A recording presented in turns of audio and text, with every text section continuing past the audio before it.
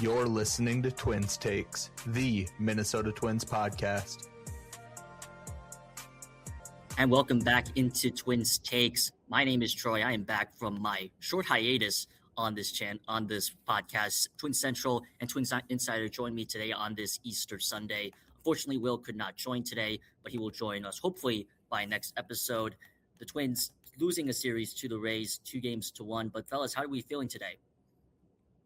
I'm doing good. It's an Easter Sunday, a holiday weekend, so I had a good meal despite having to watch the Twins. I'm still doing pretty good. How about you, Insider? Like Central said, it's a holiday weekend. Happy Easter or Passover to our audience, and it's a beautiful, spring weather in the air. The baseball's really the only bad part of the weekend. Yeah, unfortunately, it's been a joyous Sunday for me as well. Got some good food as well, but unfortunately, there wasn't really anything to sour the mood because of the baseball game today. But was there also any news today? Breaking news. Well, I got some bad news for you. Extra. Good news, everyone. It's time for the news.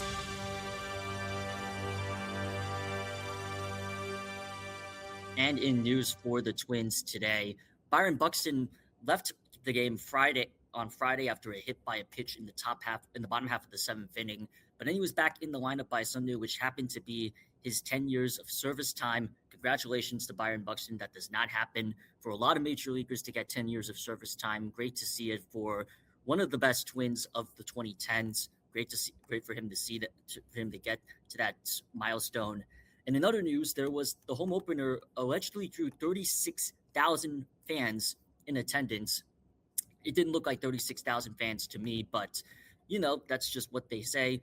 Game 2 drew about 15,000, and today's game drew about 13,000. We all predicted about 30,000. I know you, Insider Central, and Will all predicted about 30,000. I predicted about 25,000. I was in the dock. So what are you guys' just general thoughts on what the attendance looked like this weekend? Yeah, I think it was about what we expected. Obviously, the sold tickets were a little bit higher than we all predicted, but butts and seats were definitely closer to the 30,000 number that we all guessed. As we knew would be the case, they always announce tickets sold. That's what every team does. It's not unique to the Twins. And then going back to Buxton, congratulations to him. Like you said, getting to that 10 years all with one team is definitely a huge accomplishment for him. Unfortunately, his swing hasn't been as we've wanted, but I'm sure that'll come around. I also think, again, congratulations to Buck. He's been a great Twin. I hope he finishes his career with the Twins. But we should mention the shenanigans on the home opener where I don't believe it was the Twins' fault. I believe it was Xcel Energy's fault. The power went out for the entire North Loop neighborhood for about an hour, which impacted the Twins' ability to open their gate and their ability to sell their $2 beers, which they apparently sold about 24,000 of throughout that game. The weather kind of wrapped up this organization the last few years just as a whole. You do the $2 beer thing to get fans back into it, which is a good gesture by ownership and the business side people. And then whether it's under your control or not, the power goes out and everything kind of just goes to shit. Luckily, the game did end up going the Twins' way, as we'll talk about in a little bit. In other news, Christian McLeod, a 5th-round pick in 2021, was released over the weekend. He started once for the Saints early this season, had a really, really rough outing, and I believe it was the Saints home opener. So he is no longer with the Twins. At one time, he was a fringe back-end top 30 prospect for Minnesota, but never really panned out, which you're going to get more often than not with a 5th-rounder. And in other news, in terms of acquisitions, the Twins acquired Garrett Acton midweek in exchange for Logan Whitaker, a mid-round pick in the Twins' last draft class. Zach Kent was then immediately optioned before Sunday's game, and Acton was promoted. It's interesting because Acton's Acton, I believe, is another right-handed pitching option. He has 7 games of major league experience. He hasn't pitched in the big league since last year with Tampa, where he threw a clean, scoreless inning, though he did walk 2 batters. In his previous MLB outing, he had a 12.7 ERA in 6 games. Is it interesting to you guys that he was kind of immediately brought up to the roster instead of guys like John Brebbia and Dan Altavilla, who have been in the organization a little bit longer and are seen as more veteran options? Not really, in my opinion. Acton, obviously they kind of planted their flag on him. They traded a non-prospect, but still a prospect when they could have just waited around to see if they could get him on waivers. And he was already on the 40-man roster. Altavia and Brebbia, also Drew Smith, who they signed on a minor league deal not too long ago. Those guys would require some 40-man shenanigans to open a spot. I think it makes sense. I know you said he's a right-handed option. I don't think he's a real option. He's just here because, he has a fresh arm. Kent pitched quite a few innings or quite a few pitches on Saturday, so it makes sense to swap those two out. Yeah, I think that the 7th and 8th spot in this bullpen will see a new guy basically every time they have a blowout, because they'll do what every team does, which is they'll have that 8th guy throw a bunch of innings or pitches, then option him down and bring up somebody else, and then that new guy will pitch in a blowout, throw 50 pitches, get optioned, and so on and so forth. Yeah, I don't disagree with that, and I feel like we'll have again, as I update on my spreadsheet very soon, we'll have a lot of changes by the end of the season. We'll have a lot of guys that a couple years down the line will be like, wow, this guy pitched innings for the Twins. So this will be, I guess, fun to kind of reflect back on and see, which guy do you remember the most? But obviously, Kent, a couple of uneventful innings off the back end of a blowout. But now we're going to break down the first game of the Tampa Bay series. The Twins winning 10-4 on their home opener. It's very nice for the Twins to get a win on their home opener, but it didn't start out the way they wanted it to. Bailey Ober generally struggled in his second start of the year. 4 innings pitched, 4 hits, 3 earned runs, 2 walks, and 4 strikeouts with 9 whiffs on 35 swings. His fastball was sitting at about 88 miles an hour. And, Bailey Ober had similar struggles to his first start, and generally the usual control he has at the zone just wasn't there. What are you guys' thoughts on his starts overall? Yeah, he struggled in this one, but it was a little bit different than how he struggled in his first start of the year. This time, as Troy mentioned, he just didn't really have control. He went into a lot of 3-ball counts. I believe it was 9 or 10. He walked 2, which usually he doesn't walk many guys. The stuff was actually a little bit better, not on paper, but results-wise. He did get 9 whiffs on 35 swings. That's 31%.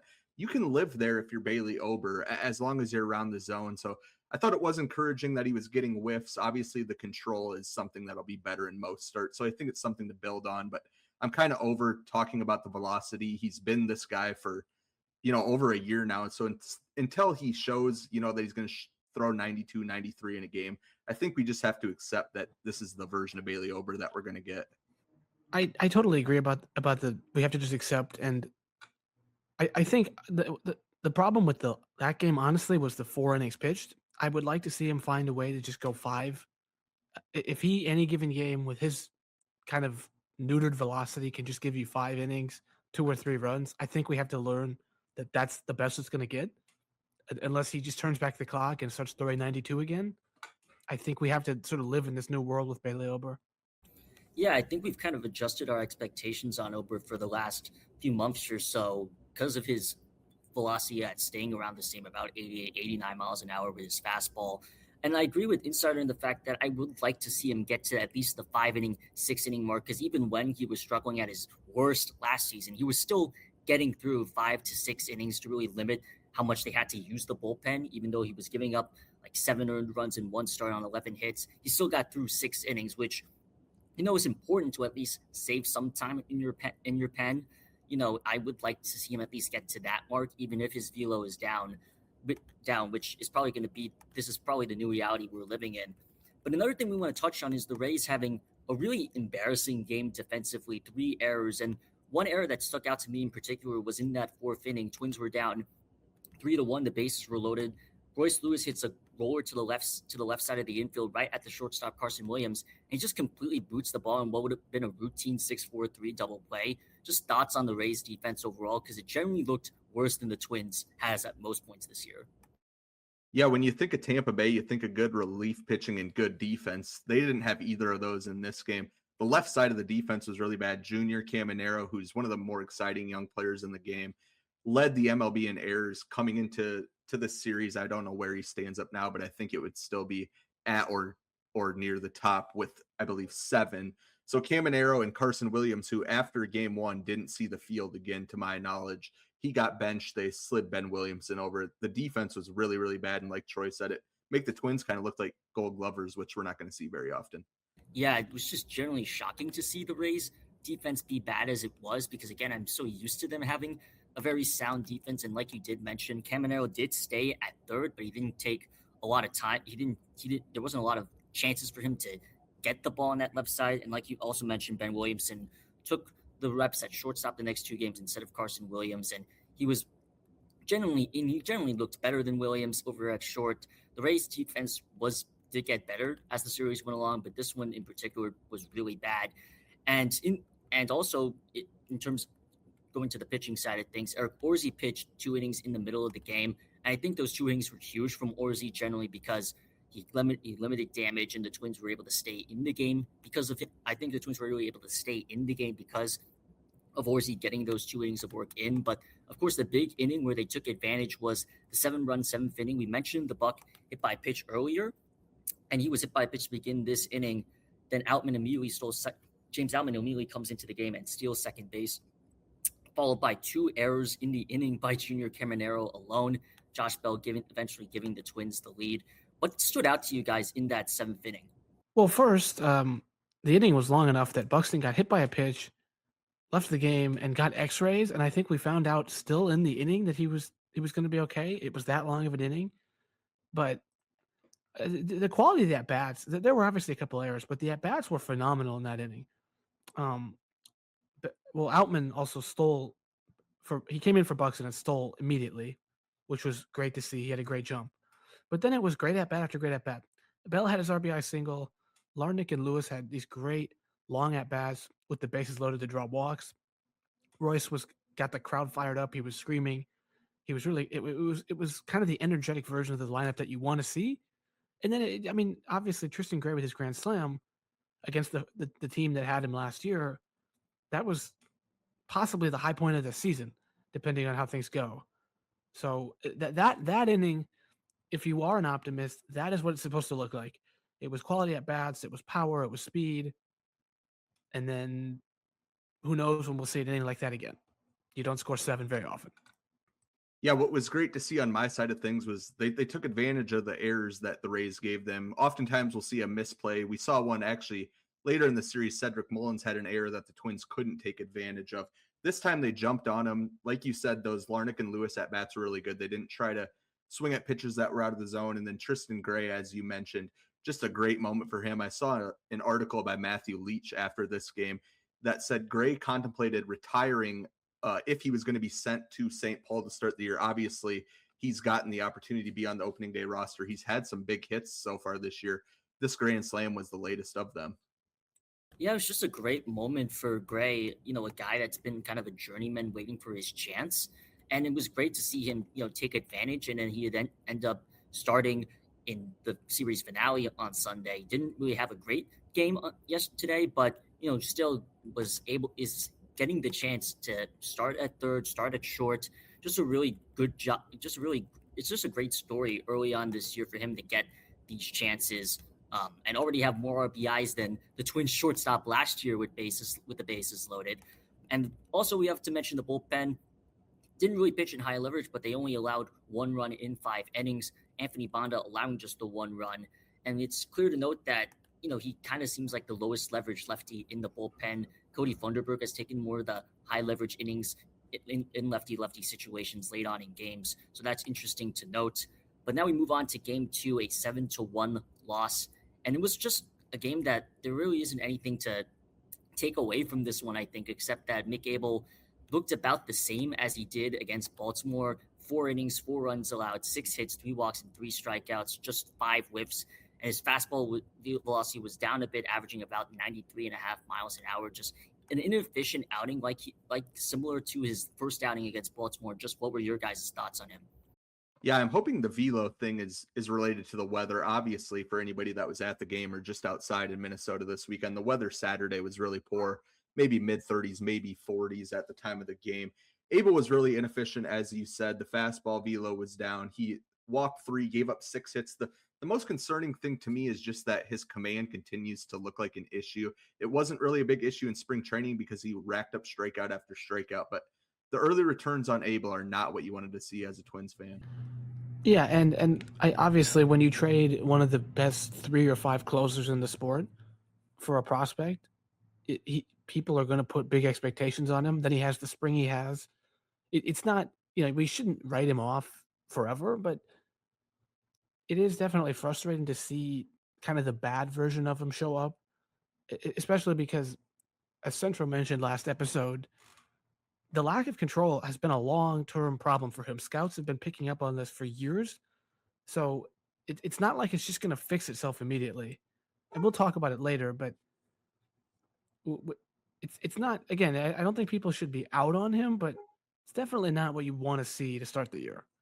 Yeah, and I want to go back to Yeah, your he's 20. mention of talking about the return. Obviously, Abel was a top 100 prospect, but it was clear that the front office, not just in the Duran return, but the other returns as well, like Taj Bradley for Griffin Jacks, which looks a lot better than this one at the moment.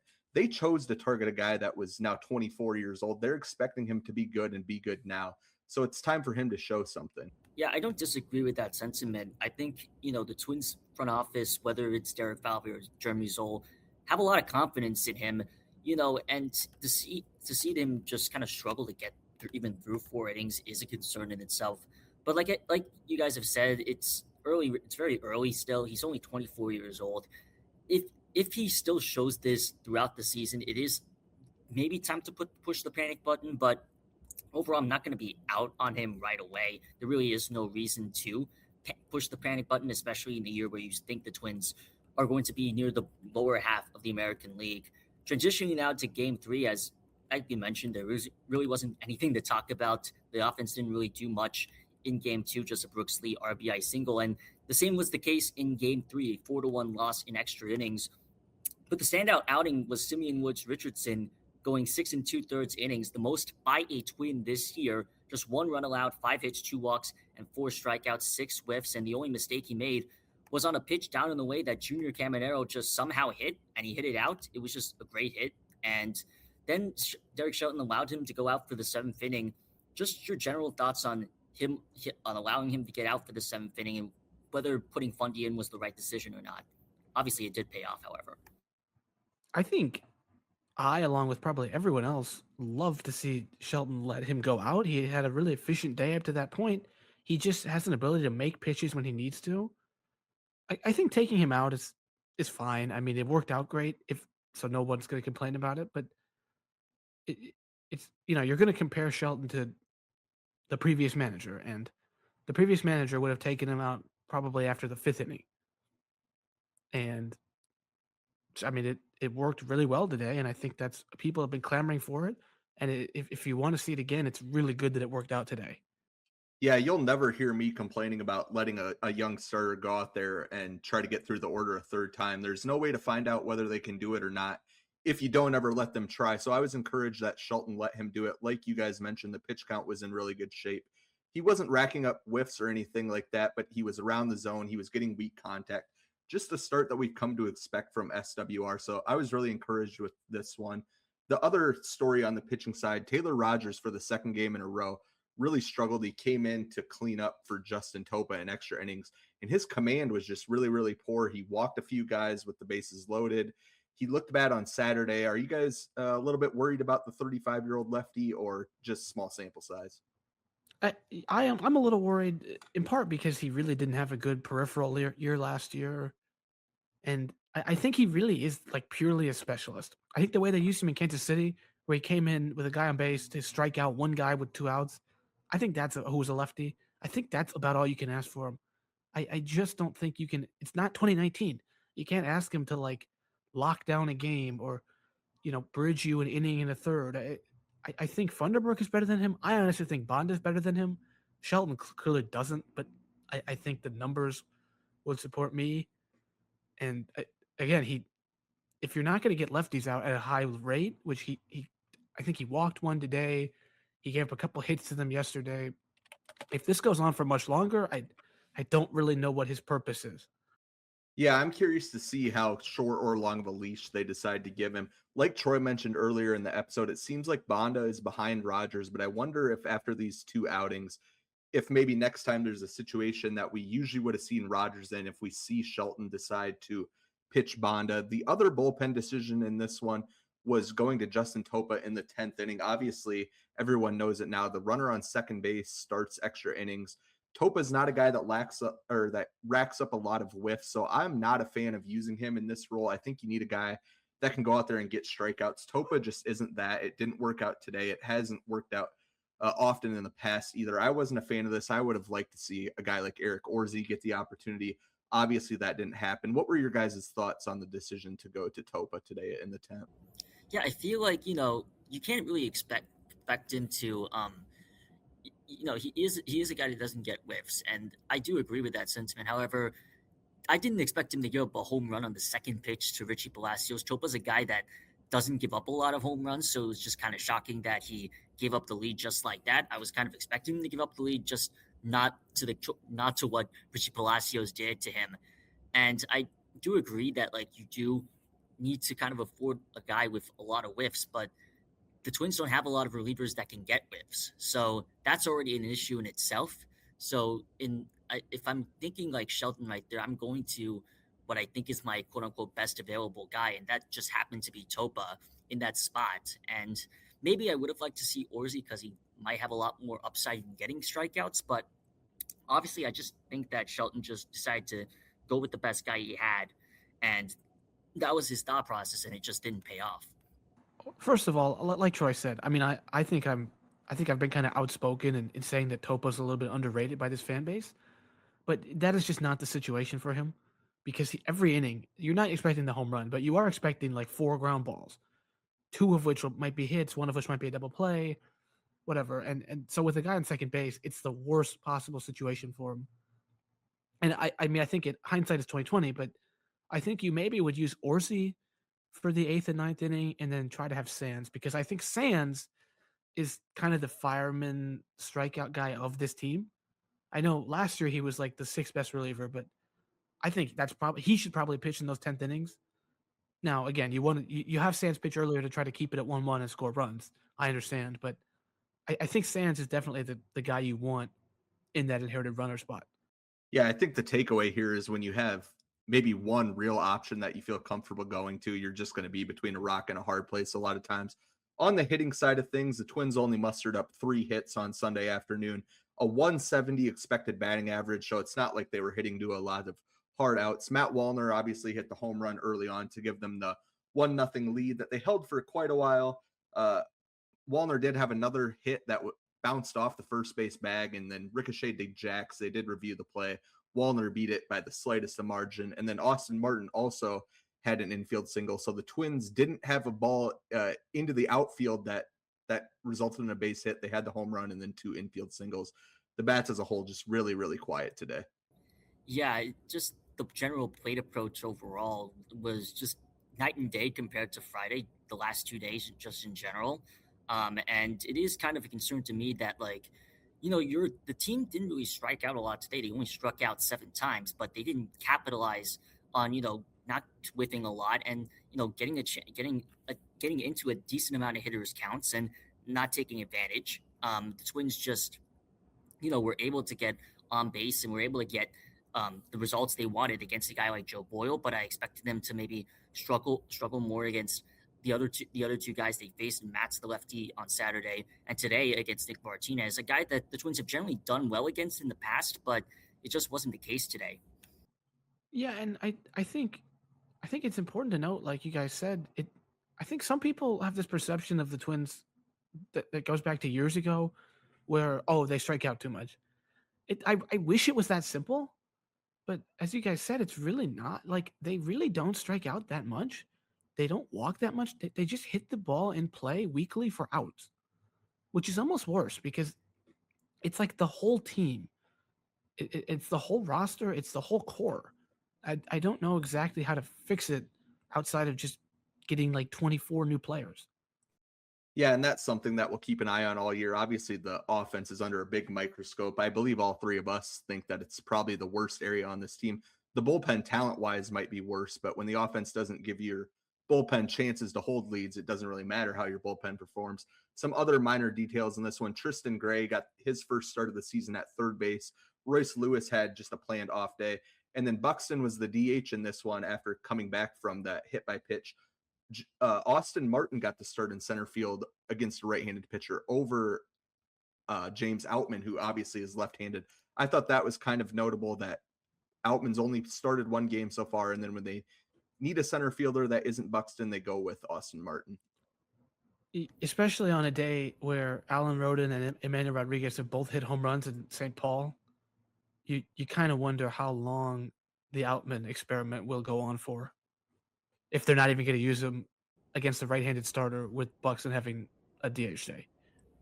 Yeah, the AAA outfielders have had a really good start to this season, and it's notable for me at least that Alan Rodin currently has an over 1,000 OPS, small sample size, but he's a guy that I wanted on the opening day of the roster. So it's a little bit frustrating that you rarely used Outman, and then you see Rodin going off in the early stretch of this AAA season. But we're going to take a quick break here on Twins Takes and talk about our takeaways for this series and our minor league player of the week. Stick with us.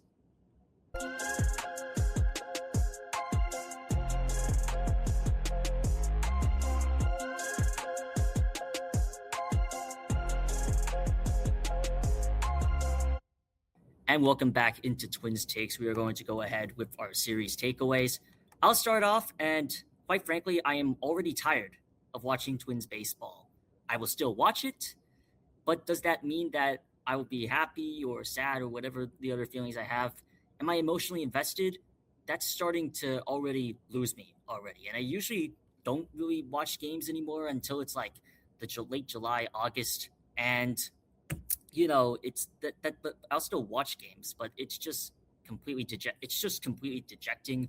But the last two games have been especially, and so I'm still gonna tune in because it's still early on in the year, realistically. But just to know, I'm just already tired of watching the Twins games, and it's just a really dejecting experience sometimes. Maybe things will turn around, but I doubt it. Yeah, we all knew the early stage was going to be probably the toughest watch of the season just before all the kids get up to Target Field. So this is kind of gone how I expected it. My takeaway is something that Insider actually mentioned earlier, and that is that Cole Sands isn't the closer. He's the fireman for this team. And I like that decision, as we talked about at length just a little bit ago. This team doesn't have good bullpen options. So it makes sense to use Sands against the heart of the opposing order. He's the guy that you have the most faith in. He's the guy that the front office and Derek Shelton have the most faith in. So I like the move to not just save him till the ninth inning, because who knows how many save opportunities this team is really going to have. I think it makes a lot more sense to use him in the fireman role that we've seen thus far. I have a minor takeaway, which we already kind of talked about, which is I think Banda is better than Rogers. I hope Shelton gives those two the opportunities accordingly, but that's kind of splitting hairs. My bigger takeaway is that for now, the third year in a row, we've changed. We're on our third hitting coach, our second manager, our second GM, our second Polad cousin or uncle or brother or whatever they are. It's the problem with this team is, and the lineup is just, I don't think the core players are just, they all kind of flamed out. And we can talk about that more as the year goes on. We can talk about it more now, but I don't know if it's a salvageable situation with the players that are here. So I think we have to eventually start calling up guys. Now, luckily, I do like a lot of our minor league guys, and we can get into that now. Yeah, so we wanted to, with the minor league season now underway, along with the major league season, mention a minor league performer of the week every week. This week, we've gone with Kyle DeBarge. He's an infielder at Wichita. He was 4 for 11 this week. That's a .364 average. He had a homer, a double, 2 RBIs, walked 3 times, and stole a base. DeBarge is a former first-round pick in 2024. He was selected 33 overall. On most prospect rankings for the Twins, he's ranked somewhere between the 20th and 30th best prospect. He had just a 709 OPS last year at Cedar Rapids, but he has stolen 82 bases in 150 minor league games. So the deal with him is defense and speed. If he can tap into the power like we saw this week with the homer, that's something that's really going to vault him up prospect rankings. Yeah, what's interesting about a guy like DeBarge is he's kind of what a rebuilding team like the Twins need kind of at the moment, which is good defense at short and the ability to steal bases. The Twins don't have a lot of guys that can have a consistent ability to steal bases, I think. Luke Keaschall and Byron Buxton obviously are good athletes with decent enough speed, but they haven't really been aggressive with them if they're able to get on first, which hasn't been a lot this year. So, DeBarge is probably a year or two away from ever getting from being considered to get a call up to the big leagues. But I think he's a guy at least to be at least worth looking out for because of the tools he has already. Yeah, I think that speed and athleticism it also it should get him through the minors pretty quick if he can hit at all. And I think it among other at the bare minimum, I think he would be a fun player to watch, which a lot of these Twins players currently are just not very fun to watch. I think of a guy like Cody Clemens is just not particularly fun to watch. I think Kyle DeBarge in Wichita, St. Paul, and even in the Twin Cities should be fun to watch. Yeah, I think if he hits, he's a guy that could move to AAA pretty quickly. You know what you're getting on defense. You know what you're getting on the base pass, as we just talked about. So if he shows a good month or two in Wichita, I wouldn't be surprised if they move him on to St. Paul fairly quickly. Like we said, he has that prospect pedigree from being a first-round pick. But now we want to take a quick look around the AL Central. The Tigers, the Twins' next opponent, are 2-0 as we're recording this. They play on Sunday Night Baseball tonight against St. Louis, and then they obviously head to Minneapolis to take on a 4-game set with Minnesota. And the Kansas City Royals, the Twins' recent opponent, went just 1-2 against Milwaukee. They had to play a doubleheader yesterday. They stay home at Kauffman and host the Cleveland Guardians for 3 games. And something just to note about the Royals early on is that their bullpen kind of looks pretty iffy already. They didn't look that iffy against us, although they did almost choke the big lead they had last week on Wednesday. But, it does look a little bit more shakier than we expected it to be. And then also the Guardians are currently playing against the Cubs right now. Now they're currently playing a doubleheader. They lost the earlier game. They're currently tied in the bottom of the 8th inning, and they have 3 games against Kansas City coming up. And statistically speaking, this was interesting to look at. The Twins are one of 2 teams to have a team batting average of under the Mendoza line, and the other team is the Guardians, which is really interesting to me to look out for, considering that the Guardians have had some really hot starts to the season from a guy like Chase DeLauter. So that was interesting to look out for, but probably for both teams, it probably gets realistically better for them, given that about how their lineups are built. And then the White Sox coming up with a massive sweep over the defending AL champions in Toronto. They have 3 against Baltimore this upcoming week, and maybe the White Sox aren't that bad, or maybe Toronto has regressed. I'm not sure. I think Toronto is definitely facing some regression, and I think it's important to note they are just ravaged by injuries already. Ponce, who was one of their starters, got hurt, is going to be out for most of the year, and importantly, unfortunately for them, Alejandro Kirk has, I think, I believe it's a thumb or a hand, and he's going to be out for probably a few months, which is, again, he's a great player. It's bad for baseball when the great players are hurt. I think it's important to note for Twins fans because we play the Blue Jays in next weekend, and Alejandro Kirk usually torments this team, so that could possibly help the Twins. But before we play the Blue Jays, we have to play the Tigers, and now let's talk about them.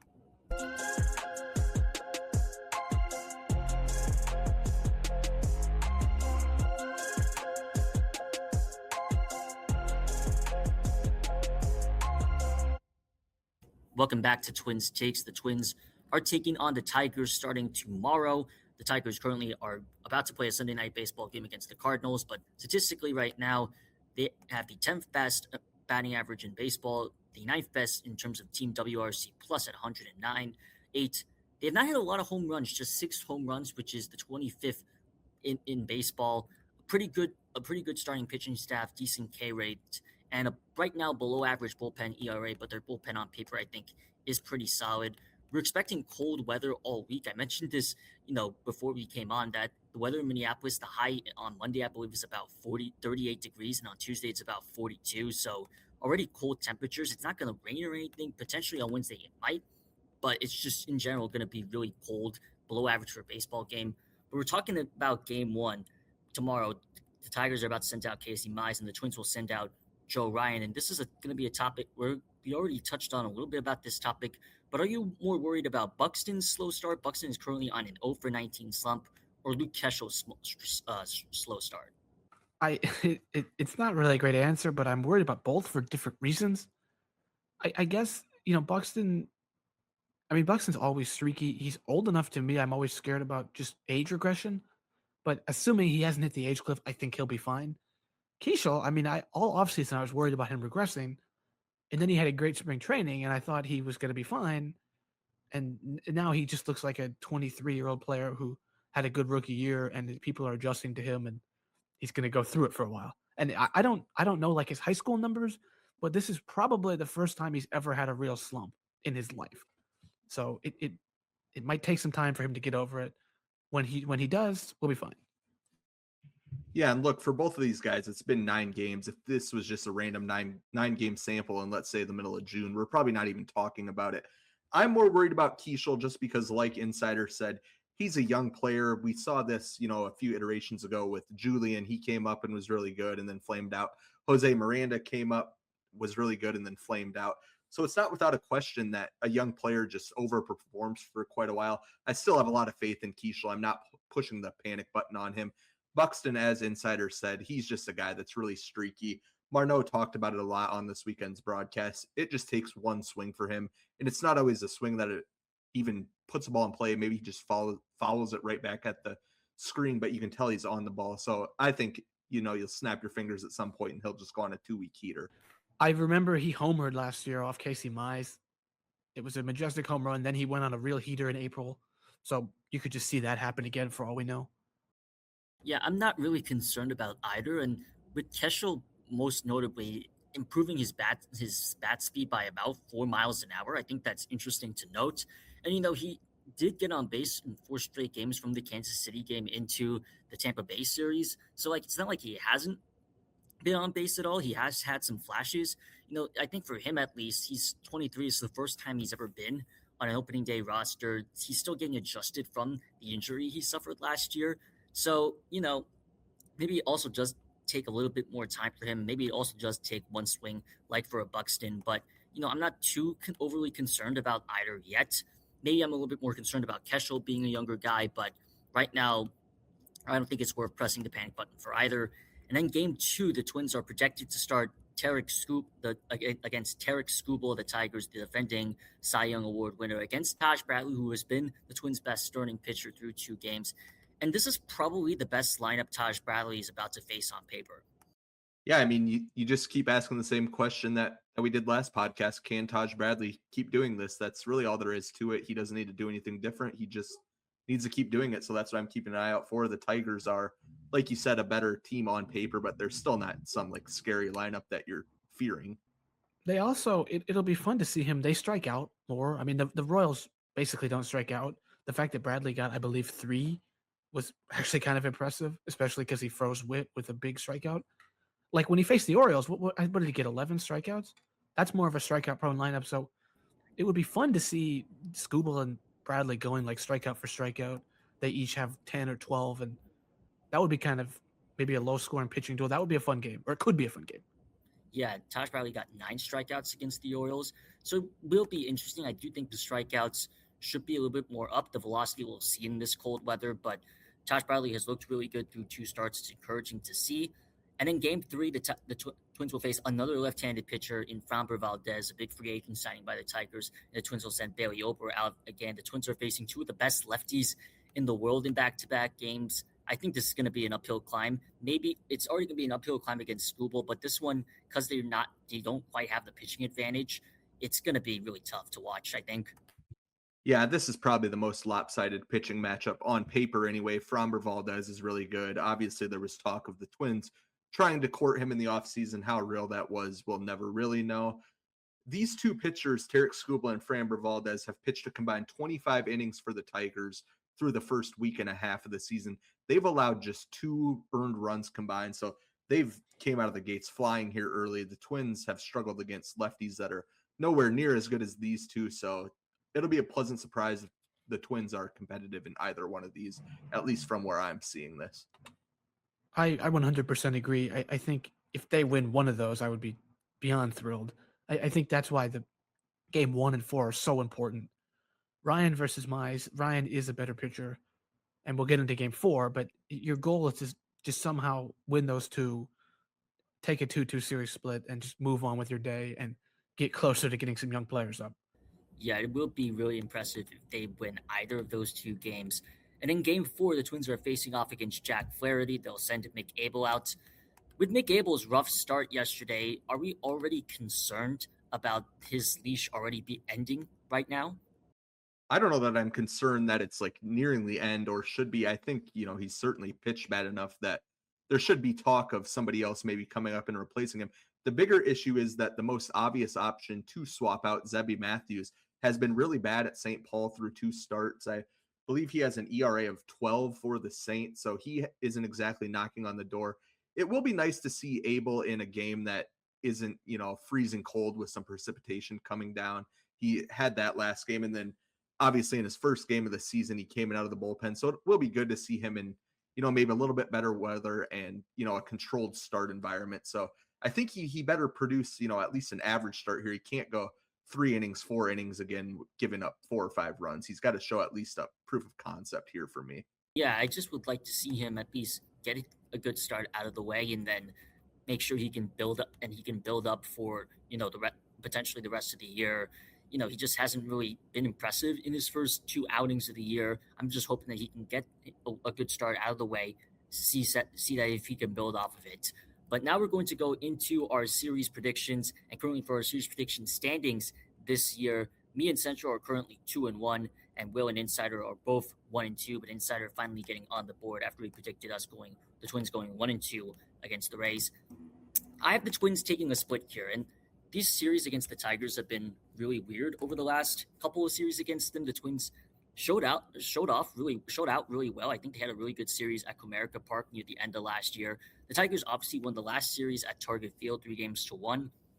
I think it's going to be something similar to that, but I think the Twins kind of might have the advantage in Game 1 and Game 4.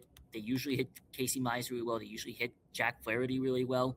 We'll see about that, but those are their most 2 winnable games. And then with Skubal and Valdez, I don't know about those games. Those games are going to be really tough to begin with. And even though it will be really chilly weather, I doubt that Skubal and Valdez's velocity will be down by a lot. I'm still expecting them to be 2 of the best lefty pitchers in the world. So I have them right now going 2-2, but I wouldn't be surprised if it's a 1-3 or an 0-4.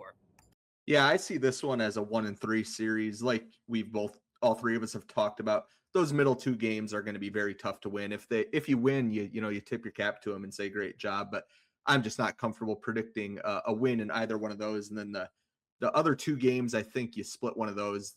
Both of those, Joe Ryan obviously is the one on paper you think they'll win, but you never know. Casey Mize isn't a terrible pitcher, so wouldn't be surprised if the Tigers sneak that one out. Well, I said last show that I was done with the optimism, and then when I went pessimistic, I finally got one right.